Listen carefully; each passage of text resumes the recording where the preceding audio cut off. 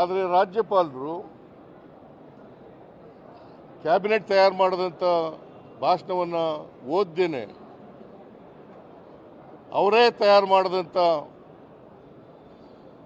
ಒಂದು ಪ್ಯಾರಾ ಭಾಷಣವನ್ನು ಓದಿ ಸಂವಿಧಾನದ ವಿಧಿಗಳಿಗೆ ವಿರೋಧ ಮಾಡಿದ್ದಾರೆ, ಉಲ್ಲಂಘನೆ ಮಾಡಿದ್ದಾರೆ.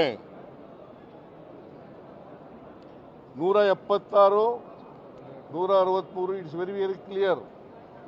ಈ ಶಲ್ राज्य he or she shall read the speech prepared by the cabinet of the government.